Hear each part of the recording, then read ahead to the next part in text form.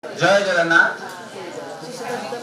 I welcome all of you to the keynote session on critical discourse in Odia.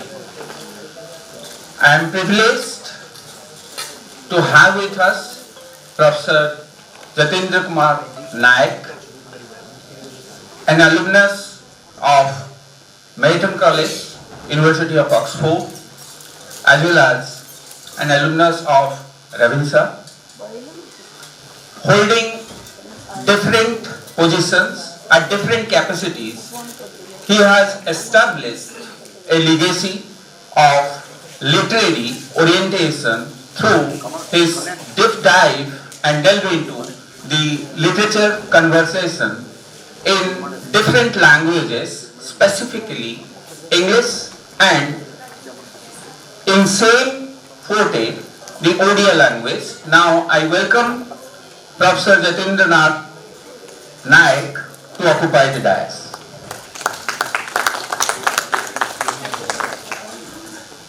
The session is going to be chaired by Professor Anita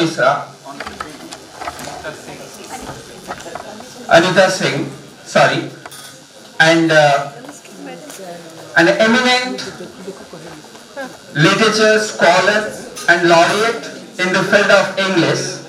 Now I invite Professor Anita Singh to occupy the dais.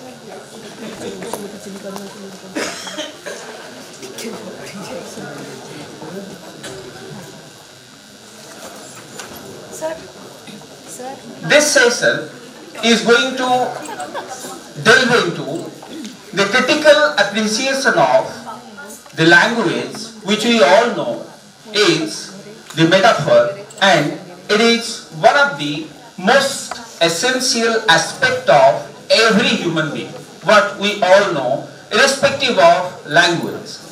Now, in this session, we are going to make a deep dive into the critical discourse with regard to the language Odia, and for that we have with us, as I said, Professor Jatindra Nayak, having an illustrious career with regard to its contribution.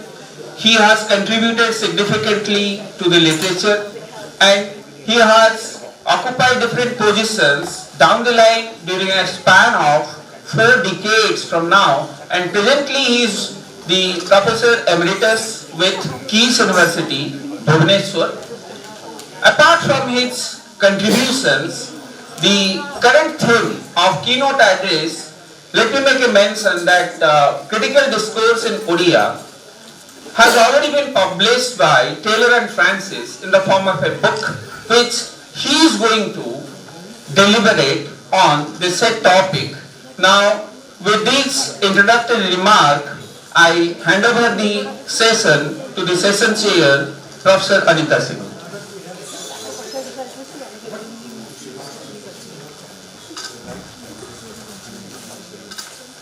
Thank you so much. A very good afternoon to all of you.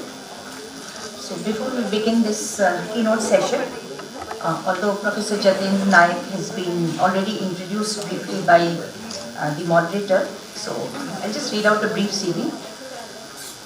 So Professor Nayak, who is with us, is a very eminent translator, literary critic, columnist, editor, and a very eminent academician. He has translated several works of Odia literature into English, and in 2004 he won the Hutch Crossword Books Award for Indian language fiction translation. He is also a recipient of the Katha Translation Award for his English translation of Tarun Kanti Mishra's short novel The Descent. He has also been a co-translator of Fakir Mohan Senapati's Odia novel, published as 6 Acres and a Third, which is also in the syllabus of Banaras Hindu University English Department course. And he has also translated Fakir Mohan Senapati's autobiography, which was titled as Atma Jibon Charitra, into English as The Story of My Life. So a very brief about Jatin Nayak. With this, I introduce the title of his presentation as Critical Discourse in Odia. So here, Professor Nayak, of course, yesterday we had a taste of what his eminent scholarship means, and I'm sure you will be expecting something, but he would surpass your expectations. He speaks very simply, but despite his simplicity, there is a power and there is a very deep content. I was speaking with Professor Mishra, Ajit Mishra, about how he spoke yesterday to us. So he is going to talk about this critical discourse in Odia and the emergence of modern Odia literature in late 19th century, and he is of course going to talk about the gap in the interpretations or how this later half of the 19th century literature or the emergence of modern Odia literature has been relooked. And so I look forward to his conversation, to his talk that he is going to deliver. So with these words, I welcome Professor Jatindra Nayak for his keynote address. Professor Nayak.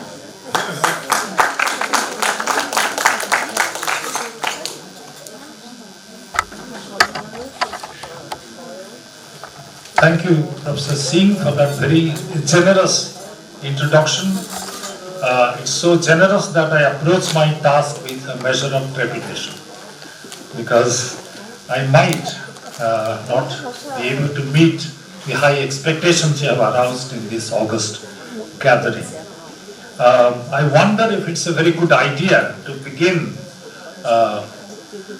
this conference, this conclave, with a discussion on criticism, because criticism is generally treated with suspicion and dislike, and critics are generally treated with, sometimes discussed, most often with many reservations. So this may not be an ideal way to begin a conference, because if you remember, those of you who have read Waiting for Godot by Samuel Beckett, two characters are abusing each other and choosing the choicest epithets of abuse.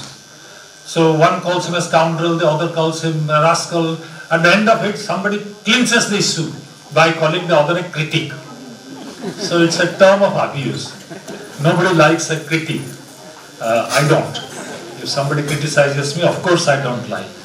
But criticism is essential to the health of literature. Criticism is essential for the progress of literary culture. Without criticism, without a critical discourse, a vigorous, healthy critical discourse, I think literature can't get very far. We don't like it, but we need it.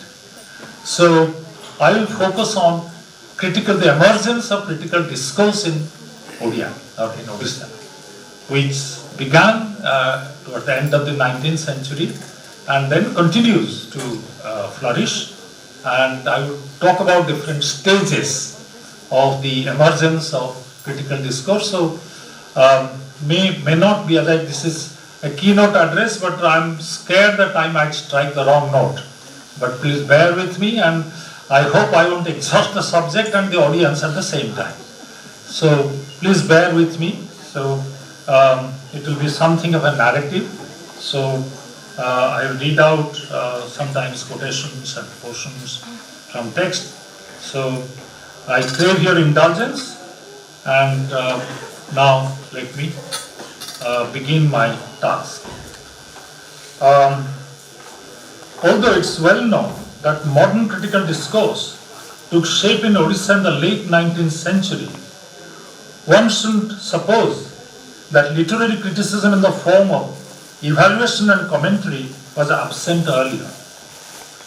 Poets self-consciously reflected upon the art of composition and the employment of appropriate devices of literary establishment. Odia poets were deeply influenced by and sought to emulate Sanskrit and Prakrit poetic conventions, and so early modes of criticism are largely confined to demonstrating defects or merits of poetic works with reference to prescribed rules. Deviations from prescriptions enshrined in Alankar Shastras were regarded as defects. Criticism was thus focused more on form than on content. Systems of patronage which sustained the practice of literature in pre-print Odisha also promoted this preoccupation with form. We know all about this Kavi Sikhyatmaka Granthas and Kavi Kalpadruma. The focus was on form. Focus was on deviations from the established norms. But then change came with the arrival of print culture. Like elsewhere in India, modern literary criticism in Odisha emerged in the late 19th century in the wake of the introduction of print culture. A printing press was established in Odisha for the first time in 1837, some people say 1838, by the missionaries. Graham Shaw provides the following account of the activities carried out by the Katak Mission Press. In fact, he says that by 1858, 952,700 tracts between 12 and 36 pages, 77,000 gospels, it goes on, and these were printed. But none of these had anything to do with critical discourse in Odia, modern Odia literature. So we can trace the beginning of modern Odia literature and its relationship with print culture to 1865, when the Katak Printing Company was established in 1865. Gauri Shankar Rai, Vichitran Das, these Western educated Odia young men, they formed a company, Katak Printing Company, and in 1866 they brought out Utkal Deepika, the Lamp of Utkal, which was primarily meant to publish news. But in the absence of any literary magazine in Odisha, they also published poems, short stories, and book reviews. And book reviews are extremely important as an early form of criticism. That's the form in which criticism appeared in Odisha. Because there was a transition from pothi to print. Earlier, I think all manuscripts are available in the form of palm leaf manuscripts, and then they got printed. From 1866, pothis now began to be printed. So the first, for instance, we think of Utkal Deepika as a modern newspaper publishing information about the famine or other activities of the British rule, British authorities. But the first book they published was actually Prema Sudhanidhi by Bhupendra Bhanjam. So bringing out modern editions of palm leaf manuscripts. So the transition is from pothi to print, and the emergence of print culture as a powerful transformative agent. What happens when the transition from pothi to print takes place? I think for the first time, book and their authors enter an impersonal marketplace. The system of patronage changes. No longer monasteries, no longer kings, feudatory chiefs. These are no longer the patrons of literature. Poets earlier used to attribute their songs and books or whatever they wrote text to some jamindar, some king. But now, I think with the advent of print culture, with the emergence of market for books, suddenly we have an impersonal marketplace where books become sellable commodities. Books have to be sold. So, it's a very interesting advertisement in Utkal Deepika. I will read it aloud, and that will give you an idea about how books are now entering an impersonal marketplace where they have to be sold at a price. So this is an advertisement Utkal Deepika carries in 1866. Much labor has gone into preparing a reliable version of Prema Sudhanidhi written by the famous poet Bhupendra Bhanjam, in which all the difficult words have been explained. The printed book will be available for sale by the 15th of this month. The price of a soft-bound copy is 10 annas, that is 62.5 paisa. That of a hard-bound copy, the hard-bound one, is 12 annas, 75 paisa.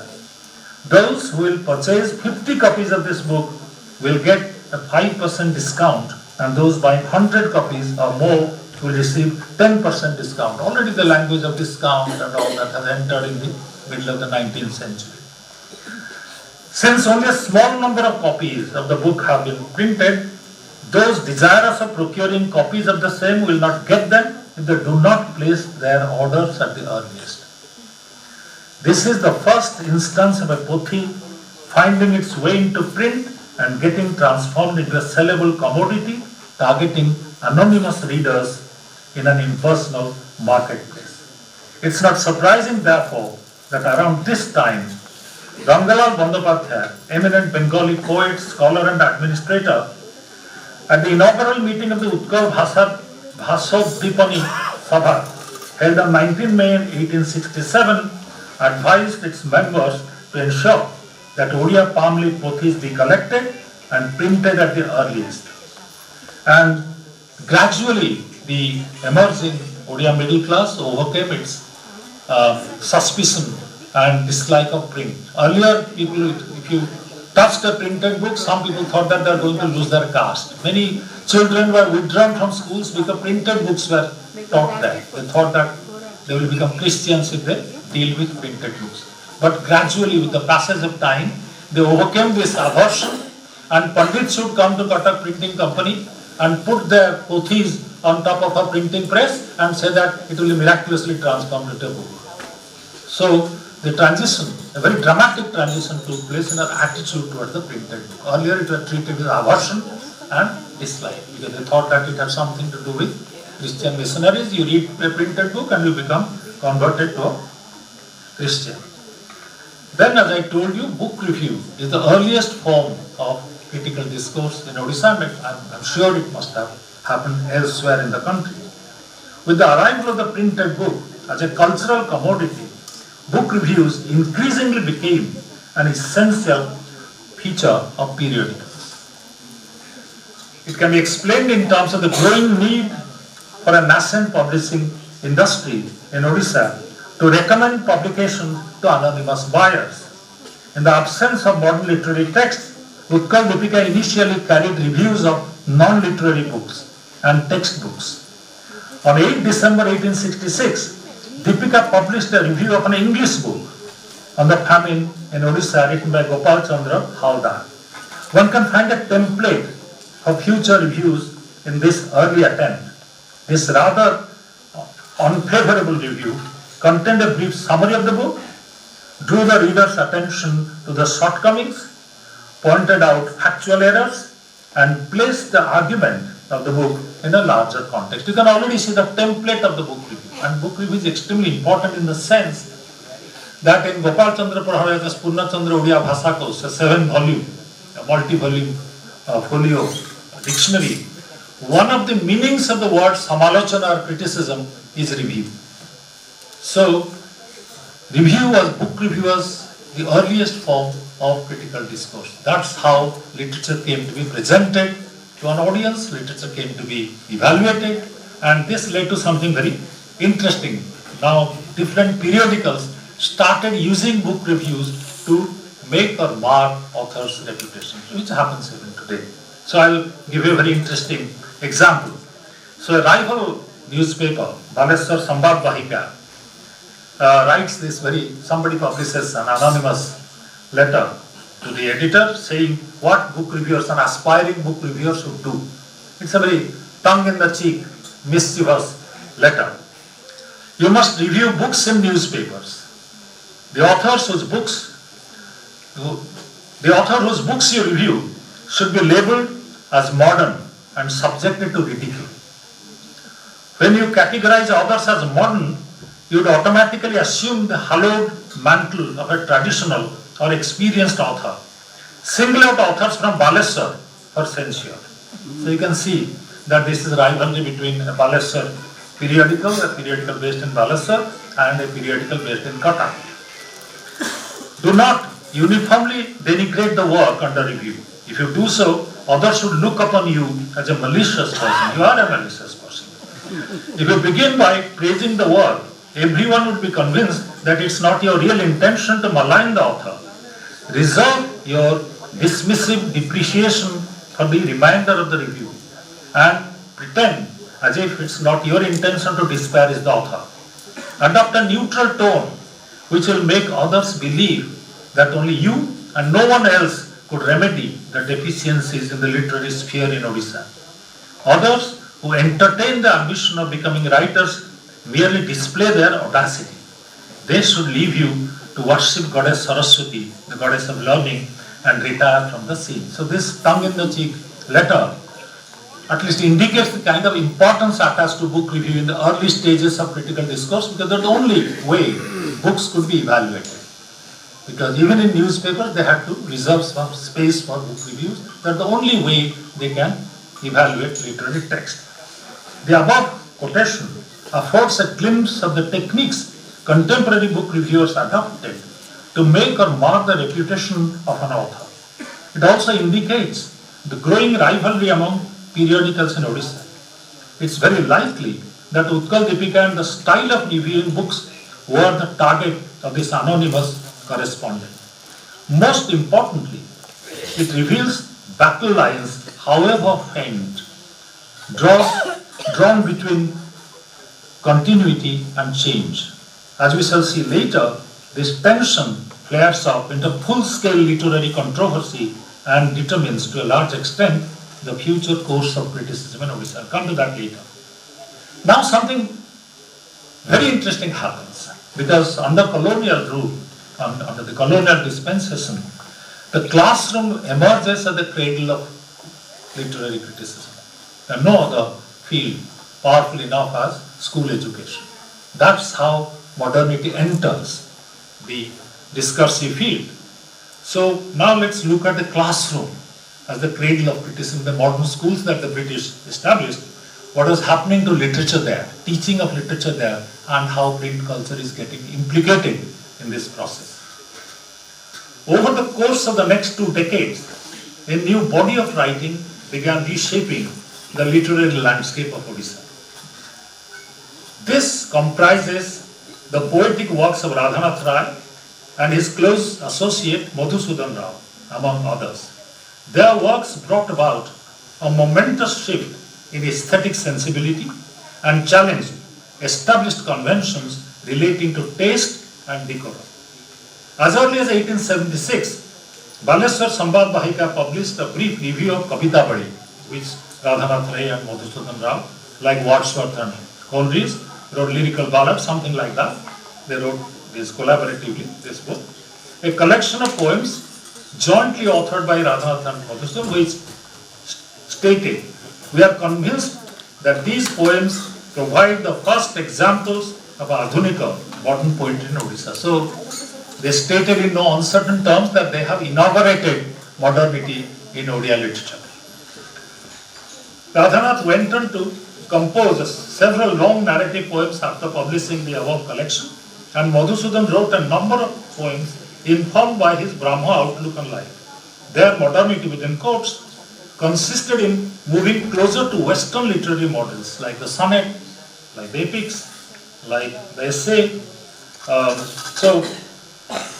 Number of poems informed that, their modernity consisted in moving closer to Western literary models and observing new forms and techniques like Amitra Chanda, verse and blank verse and all. Radhanath based many of his celebrated poems on European narratives such as Metamorphosis, Agamemnon, the Siege of Corinth. He also introduced into his narrative tragic endings, which were generally speaking were absent in traditional Odia kavyas. Nearly all his poetic kavyas, all his poetic works end unhappily. So this was something new in Odia literature. Moreover, Radhanath and Madhusudan boldly experimented with poetic techniques. For instance, in Kavita Badi, one comes across a poem in the Spenserian stanza, and later Radhanath employed Amitra Chanda in his magnum opus Mahajatra, 1892. Not content with composing path-breaking work, this is what is significant. Writing works or expressing a modern sensibility is nothing new, but they went further. What did they do to consolidate their effort, to introduce modern sensibility into the classroom? That's where I think they differed from many other contemporaries of theirs. Not content with composing path-breaking works, Radhanath and his followers actively sought to create a climate of critical opinion receptive to their innovations. They were innovators, they introduced innovations, but they were also keen to create the right conditions under which their innovations will find acceptance, widespread acceptance. How did they do? Both of them were inspectors of schools, so they were quite powerful under those circumstances. Recipients of modern education and ensconced in powerful official positions, they made a concerted effort to train a generation of school students in appreciating and interpreting modern Odia literature. So what did they do? Since a new literature called for the intervention of exponents of new critical thinking, they ensured that the questions set in school examinations would prepare students to interpret and evaluate modern literature in a certain way. Here one may refer to Sahitya Visayaka Adarsha Prasnavali. So they published a collection of questions. Sahitya Visayaka, it's like model questions for exam. This was published in 1879, so as early as that. Compiled by Bhubaneswar Datta. Many people suspect that Radhanath Rai himself wrote all these questions, and endorsed by Radhanath Rai, which played a decisive role in the formation of a new literary taste. Close scrutiny of the questions reveals the aims they sought to fulfill. So look at the questions and then you see their aims being revealed. What were those aims? Notavar Samantrai perceptively defines, a very great Odia critic, perceptively defines some of these aims. One clearly discerns a conscious attempt to reduce the importance of grammar in the teaching of literature. Earlier, grammar dominated the teaching of literature, in order to place greater emphasis on the literariness of the literary text. To illustrate this, the following question number 52 may be cited. The question is, what event in the poem Nirbasitara Bilapa, the lament of an exile, based on? What event? Not a grammatical question. It may be noted here that this well-known poem is Madhusudan's adaptation of William Cooper's The Solitude of Alexander Selkirk. Many of us read it in our childhood but thought that it was an original poem. Nirbasitara Bilapa. Many of the questions set in school examinations are very similar to the questions given in Adarsha Prasnavali and attempted to make students aware of the distinction between traditional and modern Odia literature. A question in 1885 makes this point amply clear. Does Upendra Bhanja's poetic diction depart from modern Odia in certain ways? If yes, give illustrative examples. They are trying to ask this kind of questions which have very little to the grammar or rhetoric.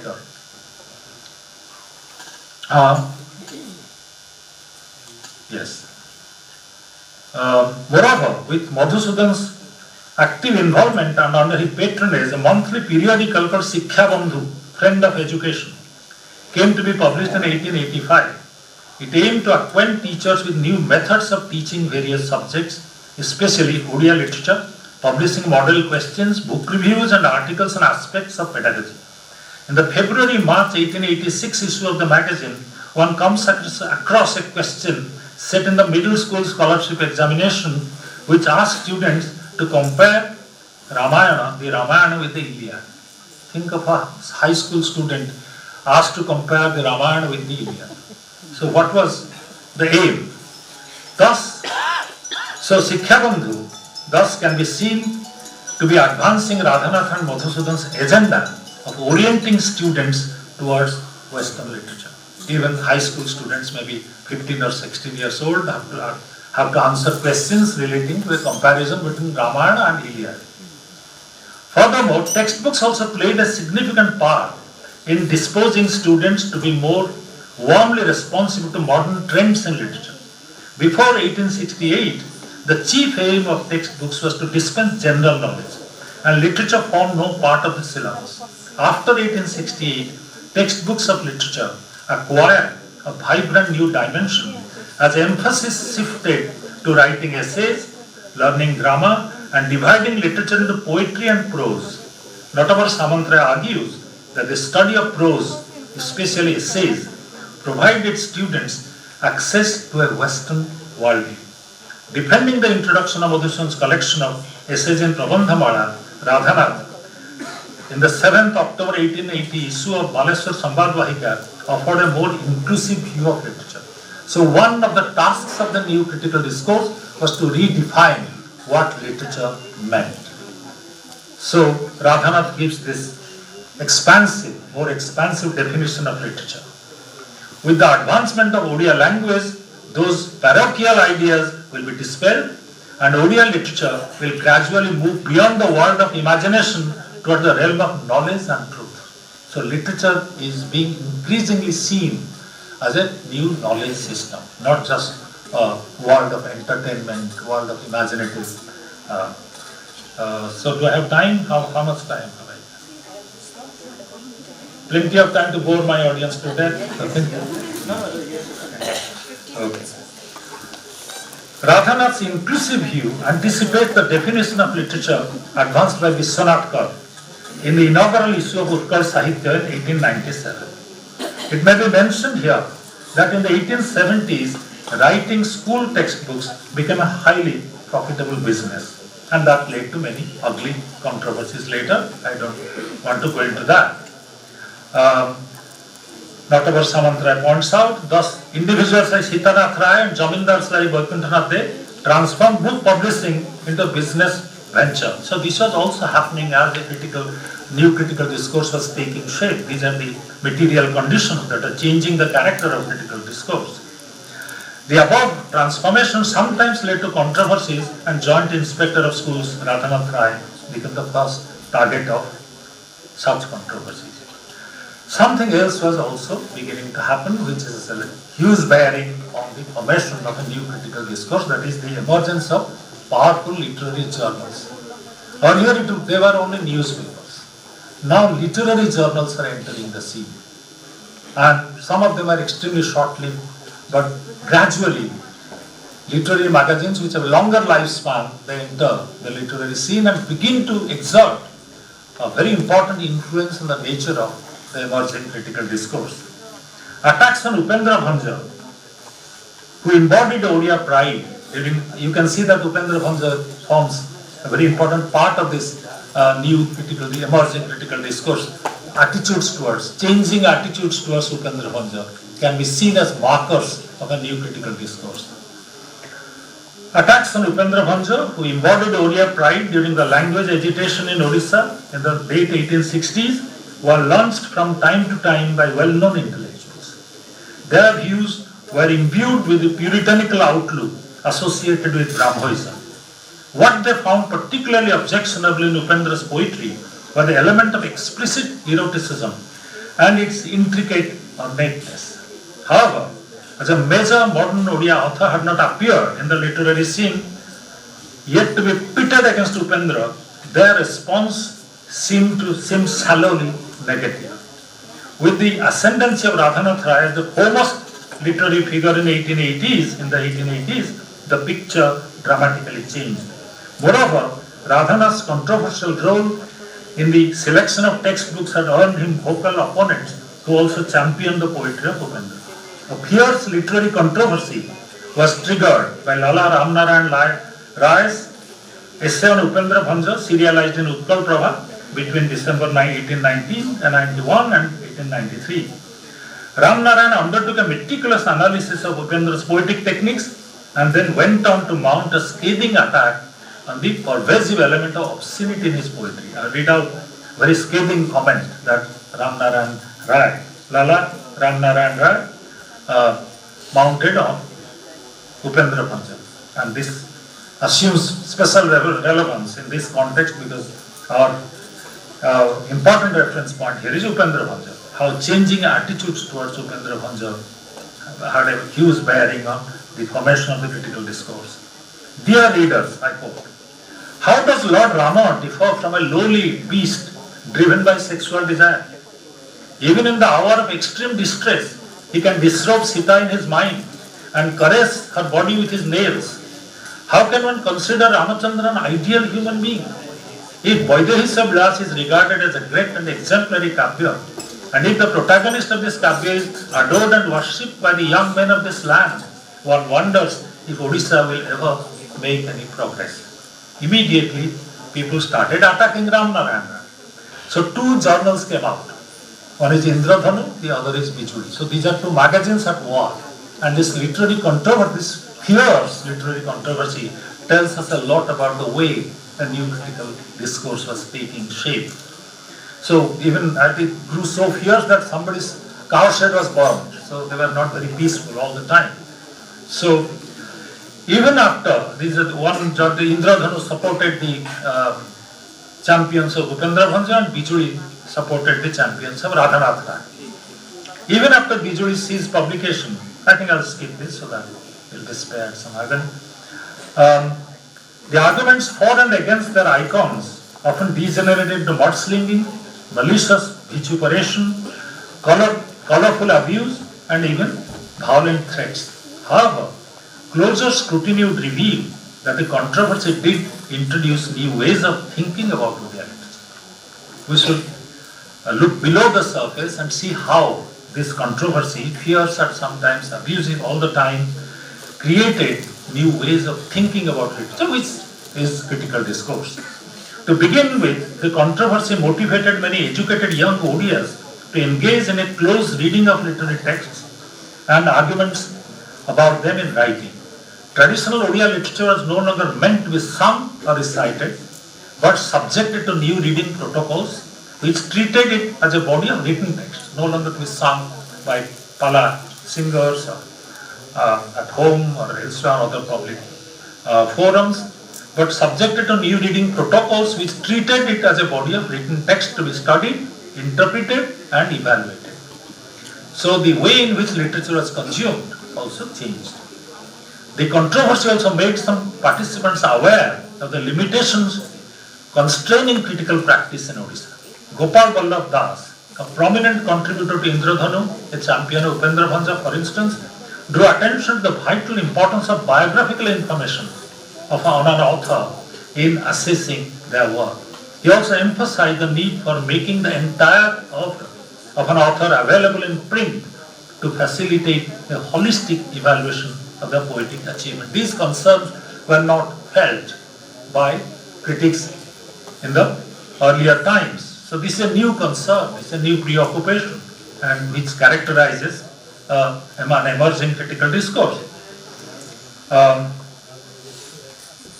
I'll skip this.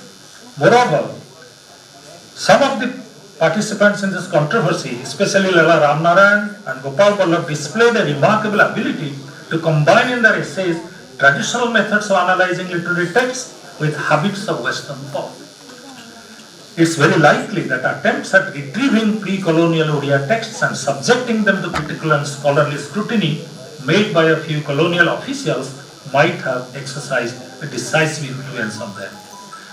So this brings us to the interventions or the work already carried out by colonial officials like John Beams, Manmohan Chakrabarti and William Hunter. So I'll very briefly talk about what they were doing. Suddenly William Hunter publishes a list of, in the 19th century, Odia texts. And Manmohan Chakrabarti also classifies Odia texts into religious texts and poetic texts. And Beams talks about Rasa Kallala by Dina Krishna Das.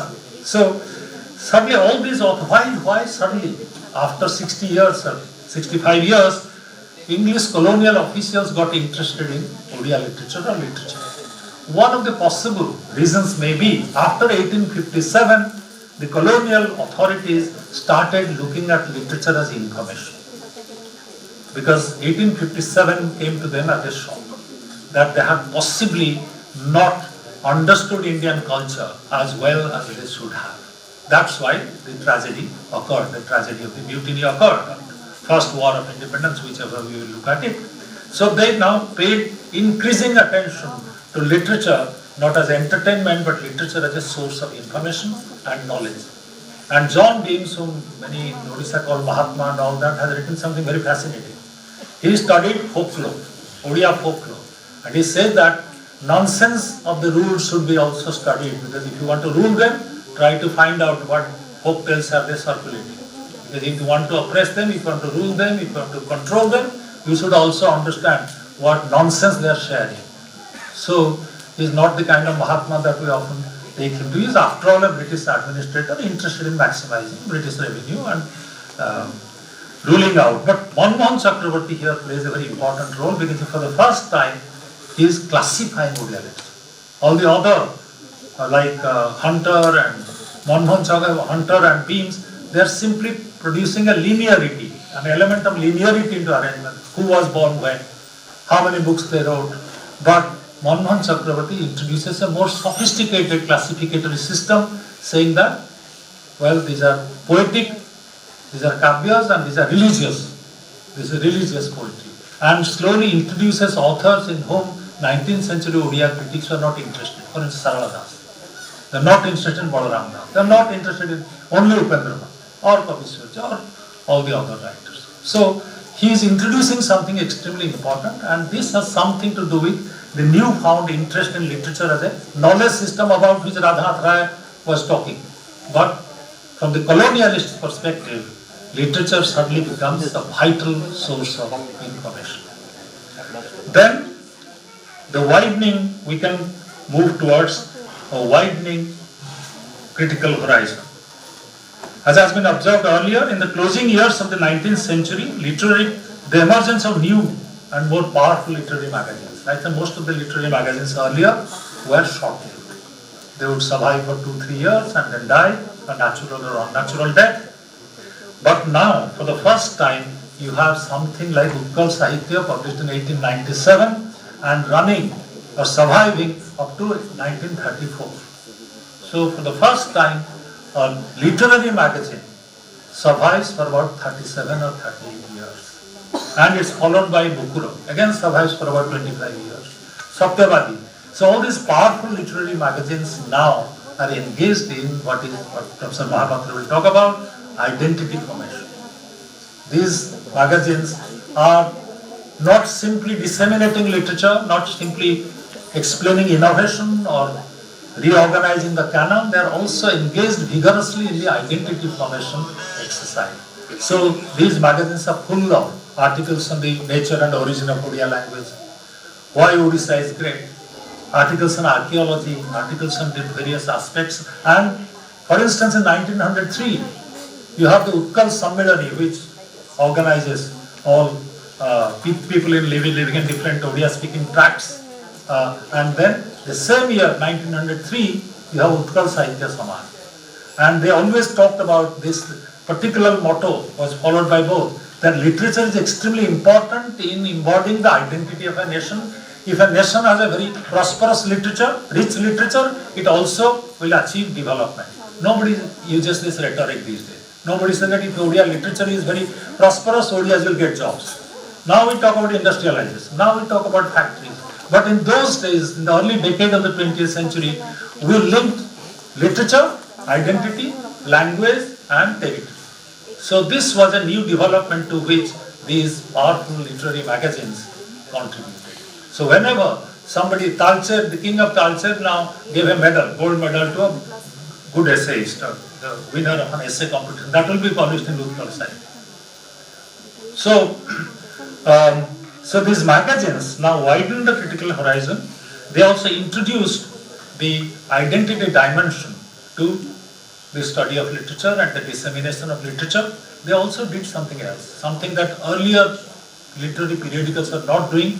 They introduced Western literature, Western literary forms, and in a way that earlier periodicals didn't have the time or energy or opportunity to do.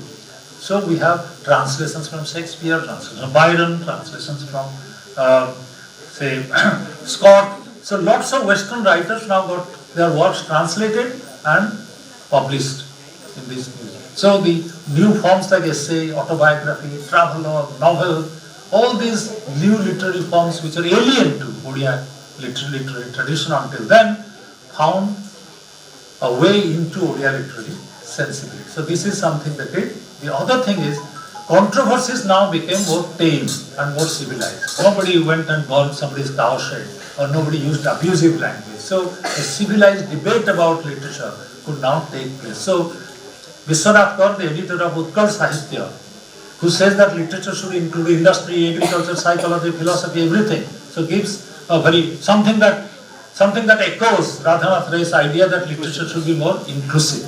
It cannot be only something that is to be sung or to provide entertainment. So this new idea of literature was introduced in a vigorous way by Vishwanath Kar and Utkal Sahitya.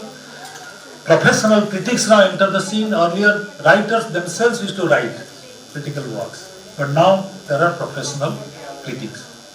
Kamapala Mishra writing Sikkha or Samalochana, Krishna Prasad Chaudhary writing about the need for a literary history. So you have also the emergence of the professional critic. Earlier, Fakir Mohan would write a review of Meghanath Badha and then someone will bitterly react to that. So writers were engaged in the critical discourse in a very active way, but now professional critics are emerging. And as the magazines consolidate their position, the demand for a literary history is being articulated. They say that, well, if Odia literature is so rich, if Odia literature has such a long tradition, why don't you have literary history?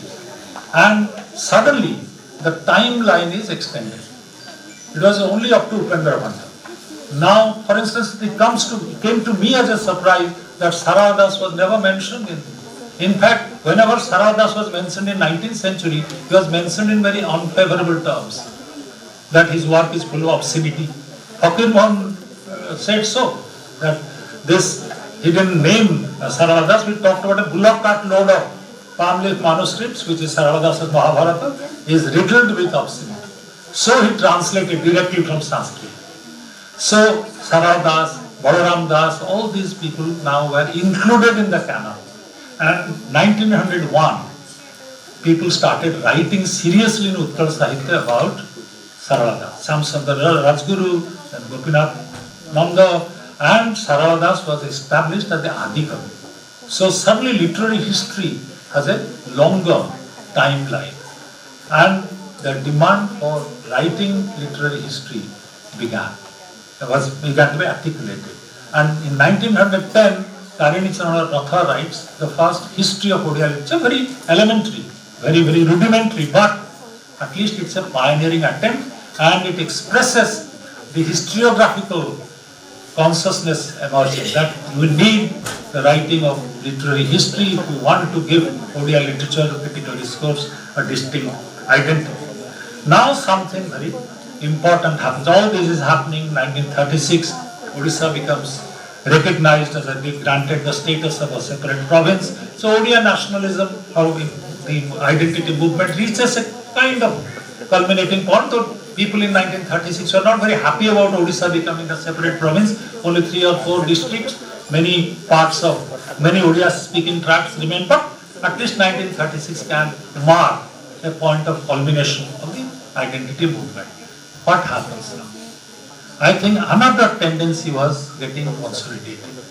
That is the academization of literary discourse or critical discourse. 1920 or 1919, I think Professor Patnaik will correct me, Sir Asutosh Mukherjee, the Vice Chancellor of Calcutta University, introduced MIL department, set up the MIL department, Modern Indian Languages. So Assamese, Bengali, Odia, and Nilakantha Das, a very great scholar and politician, he joined as the first assistant professor of Odia literature. And when he joined the non-cooperation movement, left, then Vinayak Mishra and Jatindra Majumdar, they ran the department. For the first time, textbooks were written for MA students in Kolkata. So Vijay Chandra Majumdar's 3-volume typical selections of Odia literature, the long critical introduction where he recognizes Bhima Bhui and introduces certain other authors. And so academization of Odia literature, and Odia was not taught in Ravenshaw College.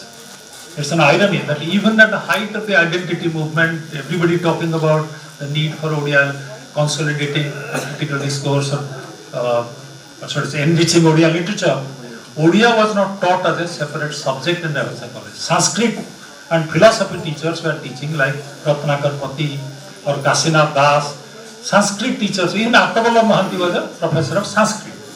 In 1936, they introduced Odia as a subject, but you had to wait for 1942 or 46 for Odia honors to be introduced in Ravenshaw College. So that came much later, but gradually the beginning was made in Calcutta University when Asutosh Mukherjee set up an Odia department, and later I think it's Santiniketan which took the initiative, and now Calcutta University there is an Odia department, but in Santiniketan we have an Odia. But in Odisha, a proper department of Odia came to be established much later in the 40s. And slowly, once academization took place, the sites where literature was being discussed, they also shifted. For instance, Utkal Sahitya Samaj was no longer the site where literary critical discourse unfolded. Now, the newfound colleges, academies, these became the centers where critical discourse began to be actively engaged in. So I'll give a small example, and then I will bring my presentation to an end, much to your relief and to my relief as well. So think of Nilakantha Das. He delivered a series of lectures which came to be published as Odia Sahitya Krama Parina. But this was not delivered at Utkal Sahitya Samaj. This was delivered at Fakir Mohan College in 1949. So colleges, Odisha Sahitya Academies, all these now replaced all these identity-based institutions. So Odia literature, Odia critical literary discourse, critical discourse now came to be academized in a big way. And when in 1949 or 50 Jhankar comes to be published, you suddenly see everyone is a college teacher. All the contributions made to Jhankar are college teachers or people who are professionals. So the space for the amateur began to shrink. So whether this is good or bad, we don't know. But this is the shape after this long journey from Pothi to print, from all these magazines at war, classrooms as cradle of literary criticism, then I think widening of the horizon through literary journals, introducing new forms, explaining innovation, reorganizing the canon. Finally, we have reached the point where literary criticism has been academized. It's now a primarily an academic activity. Perhaps it has lost much of its vitality. Perhaps it has gained, but that's a question I am not qualified to answer. Thank you very much for your patience. He's very tall. To pull it up. So thank you so much, Professor Jatindra Kumar Nayak, for a very wonderful keynote address. So do we invite questions? Yeah. Nice. So yeah, if we have some questions, we can take a couple of questions. I have rendered them speech. No, they are simply holding back the questions. No, I can just add to what he's saying. Please do. Regarding the literature, I have a very loud voice. Regarding literature as sources of information, in fact, what the British people or the British guys translated to English was Bhagavad Gita. That was the first text. They did not try to translate the Vedas, for example. So they looked at it as again the source of information about the society, about the civilization. So then followed, I believe, Shakuntala by Kalidas. Again, literature as source of information. This is just to supplement what I'm saying. Thank you so much. After 1857, their orientation changed. In Odisha. In elsewhere in No, but these texts were published before that, before Even Jones and all 1857. these people, they did it before 1857. After 1857, they introduced census, they introduced statistical accounts. They tried to understand Indian society from a far more pragmatic fashion. Census. So sipahis didn't like this, or chapati is being used to disseminate information. They didn't understand Indian society in the way they came to do much later. You know what comes to mind is his link with Bhudev in Bengal, and then when Odisha is being carved out of this whole province, is there also a process of differentiation that is at work when this literary identity is being created? There must be, and how is it functioning? Like, I'm just curious. Yes, that's a very good question. I think that was the elephant in the room was always the Bengali. Yeah. So we can't ignore him. For instance, when Fakir Mohan Senapati in 1866, so Fakir Mohan Senapati wrote Bharat Varsar Itihas, History of India, as a textbook. Again, as I told you, the only book is a textbook for a very long time. The review pointed out the influence of Bangla syntax and vocabulary on him, and he took this advice, he was advised not to do that by again a domiciled Bengal. Gauri Shankar Rai, the domiciled Bengal, he criticized him for the heavy influence of Bangla syntax and Bangla vocabulary or whatever. So the next edition or the next volume of Bharat Varsar Itihas, he took care not to do that. So this was always, the dialogue was always going on, and Radhanath Rai began writing poetry in Bangla, I think, and Bhudev Mukhopadhyay persuaded him to write in his mother tongue. So all sorts of complex negotiations were taking place, and as I told you, the domiciled Bengalis fought vigorously against the Navagata Bengalis. So Gauri Shankar Rai being one of them, because Deepika was founded by him and he was a Bengali. But the anti-Bengali sentiment is never very far away. So somewhere in that identity movement, the villain is. But many of them are also collaborators with Rangalal Banerjee, Uday Mukhopadhyay. Many of them also helped the Odia cause for their language. It's a very complex negotiation. So thank you so much, and we'll take those questions in more informal spaces now. With this, we wind up this keynote session. Professor Jatindra Nayak, towards the end of his lecture, he himself very comprehensively summarized what he had said. So he traced the trajectory of Odia literary traditions and the appreciation, the tradition of interpretation, criticism and appreciation. And very clearly what he was trying to get at is literature never exists in an ivory tower. It is very deeply enmeshed in social, political, material conditions of the society that we are living in. So he traced the pre-modern Odia literature where it was in a manuscript form and very sacrosanct, not accessible to the common people. So we see with the coming of the printing press, the democratization of learning, literature, books and stories and so on. And this democratization led to literature being accessible to so many people, and the popularity of the periodical, and then this popularity of the, so from patronage, so it was more democratized and everybody had an access to the works.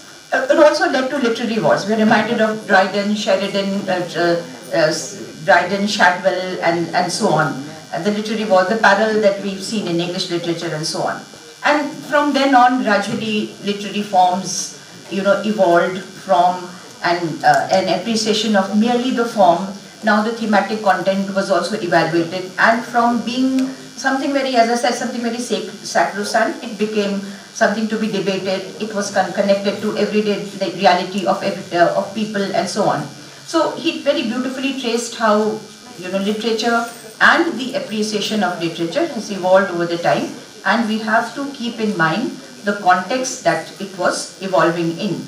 And so that's it. So thank you so much, Professor Jatindra Kumar Nayak, and thank you to the audience for being such patient listeners. Thank you so much.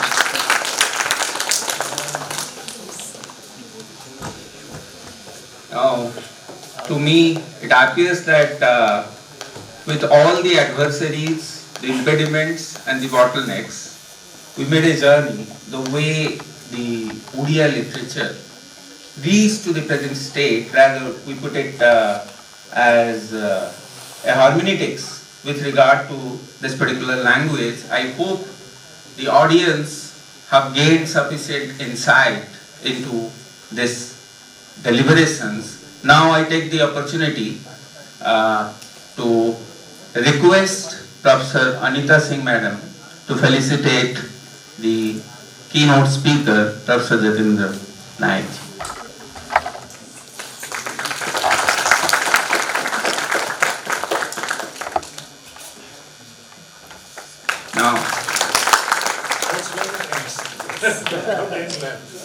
Now I take the opportunity to felicitate Professor Anita Singh Madam.